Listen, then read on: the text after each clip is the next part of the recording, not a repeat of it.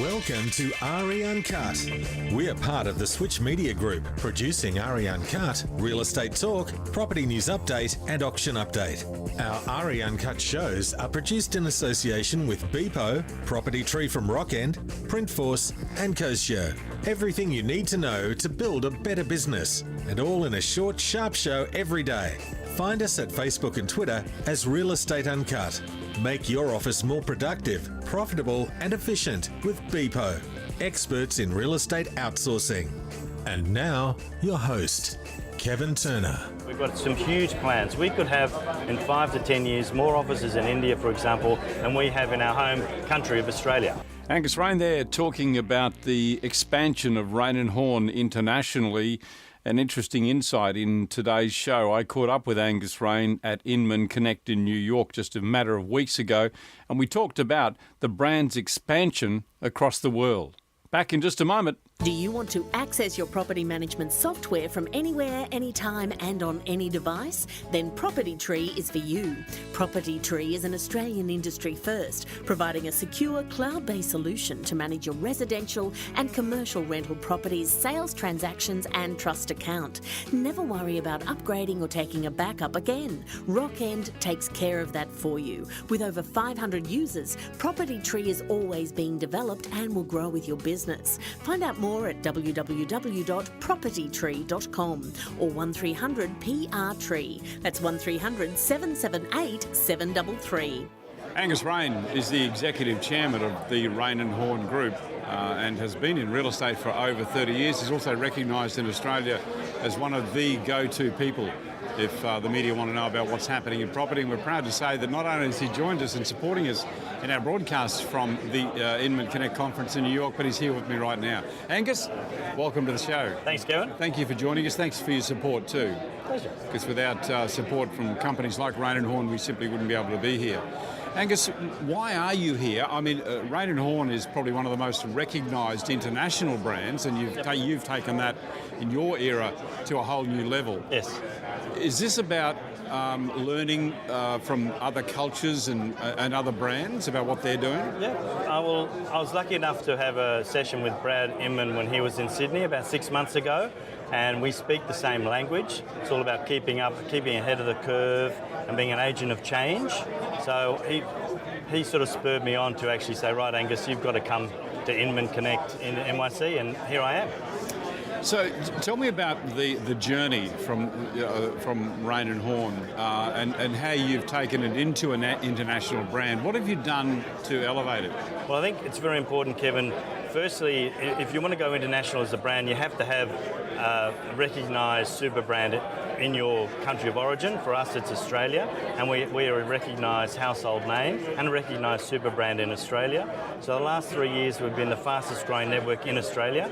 So you have to have all your ducks in a row in your country of origin first before you look overseas. I think a lot of companies make the mistake of thinking this is going to sort of save your growth proposition by looking overseas, but you can stretch your resources too thin.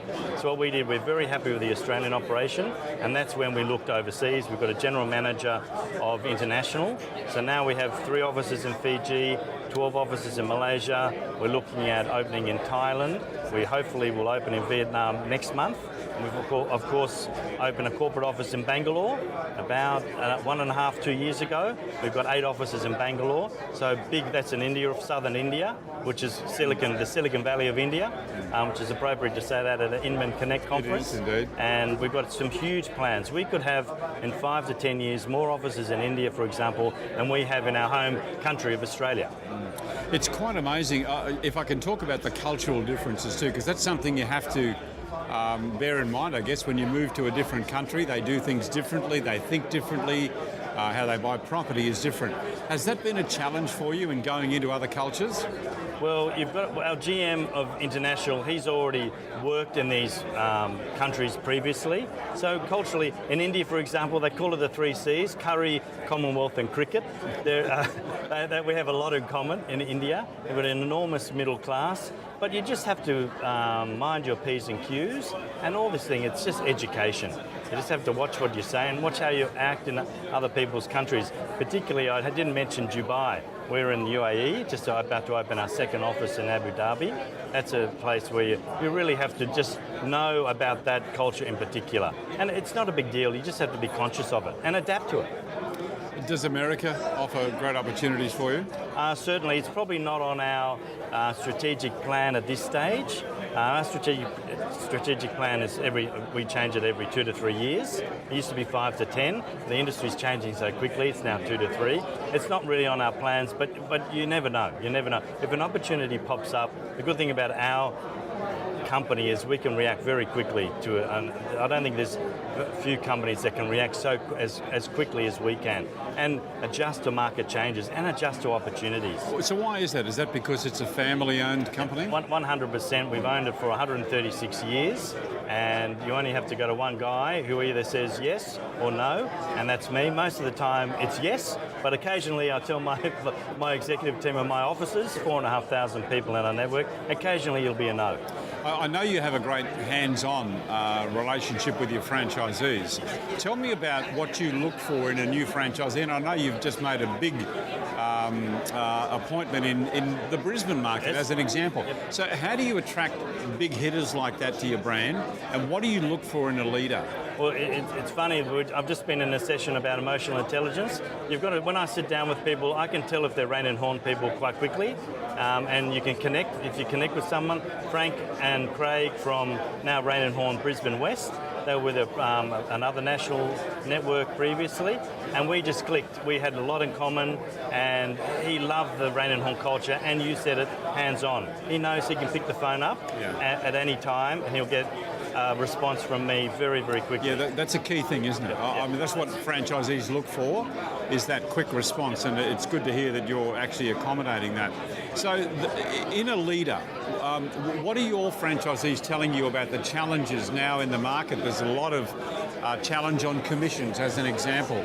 How are you helping them meet those challenges? So we saw that the market changing about 6 months ago, so we rolled out this Evolve program. Again, we made a decision in about 48 hours to say, right, the market's changing, we've got to be in front of the curve, training our people how to really counter the discounters. I don't think it's as big a problem in Australia as it is here, frankly, from what I've heard from my industry colleagues in America. But it's all about training, and as agents we have to add value. We have to tell the consumer the value we add to the whole transaction. I tend to think that in Australia we're probably better at tackling that commission challenge because our commission is already quite low compared to the States, as an example. There can be a lot of erosion here, and I think there's going to be some major adjustments needed in this market. And the Australian model is already being implemented in some areas of America. So in a way, I think our average commission in our network's 1.92%. Yes. So, which is in a way, the good news is it's a barrier to entry for the new players coming in. There's just not enough headroom in the commission space. Angus, can you just give me your one takeaway from today? You've already shared with me, what you're learning about commissions. What will you take back to Australia to tell your people?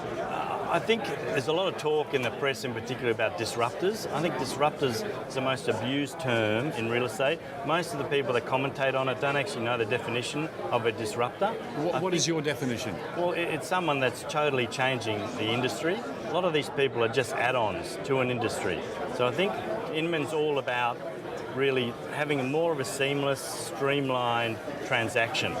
That's easier for the consumer and easier for the agent to transact. Angus Rain, our guest mentor this morning. And tomorrow, Sherry Storer will catch up with our own Sarah Bell, who was, I think I'm correct in saying, she was the only Australian on stage at Inman Connect in New York just a matter of weeks ago. Don't miss that. That's coming up tomorrow. See you then.